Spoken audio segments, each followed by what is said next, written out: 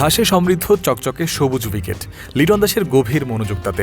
রাত পোহালেই cricket Australia একাদশের বিপক্ষে প্রস্তুতি ম্যাচ খেলতে নামবে বাংলাদেশ।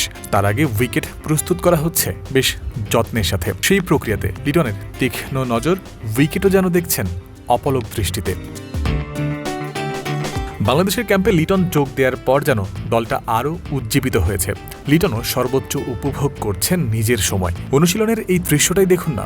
স্লিপ ফিল্ডারদের প্র্যাকটিস চলছিল, সৌম্য সরকারের থ্রো করা বল এগোচ্ছিল ক্যামেরার দিকে। সেটা তালুবন্দি করে লিটন কিছুটা মজাই করলেন।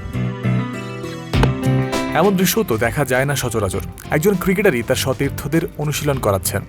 বেসবল গ্লাভস হাতে বল থ্রো করা বা রিসিভ করার কাজটা তো সাপোর্ট স্টাফরাই নর্মালি করে থাকেন। অমিত হাসান, সৌম্য সরকার, নাজমুল শান্তদের ক্যাচিং অনুশীলন যখন করাচ্ছিলেন হেড কোচ ফিল সিমন্স, তখন লিটনই দাঁড়িয়েছেন এই ভূমিকাতে।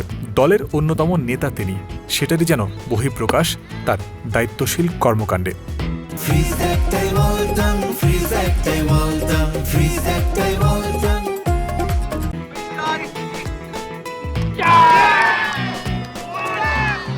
স্বতঃস্ফূর্ত মনোভাব, পজিটিভ বডি ল্যাঙ্গুয়েজ বিদ্যমান পুরো দলের মধ্যেই। ডারউইনে বুধবার টানা তৃতীয় দিনের মতো প্র্যাকটিস সেরেছে টিম বাংলাদেশ। 6 আগস্ট প্রস্তুতি ম্যাচে তাদের নামার পালা স্যাম কনস্টান্সদের বিপক্ষে। তার আগে টাইগার পেসার হাসান মাহমুদ জানিয়েছেন দলের পরিবেশ সম্পর্কে। আমার কাছে মনে হয় যে আমাদের যে প্র্যাকটিস গেমটা আছে সেটা অবশ্যই ম্যাচের আগে প্রস্তুতির জন্য খুব ইম্পর্টেন্ট, এবং কন্ডিশনের সাথে পিচের সাথে মানিয়ে নেওয়ার জন্য এটা আসলে অনেক কাজে দিবে আমাদেরকে। খুব ভালো প্র্যাকটিস সেশন হচ্ছে আজকে। ফিল্ডিং হলো, ব্যাটিং হলো, বোলিং হলো। এরপরে অবশ্যই আমাদের আরো সামনে অনেক টাস্ক আছে এবং অনেক সেশন আছে। সো আশা করি যে সবাই তাদের প্রিপারেশনটা নিতে পারবে এবং আমরা ভালো একটা স্টার্ট।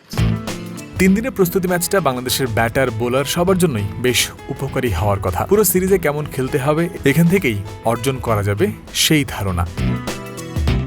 জয়ন্ত বিন্দু, ক্রিক ফ্রেন্সি।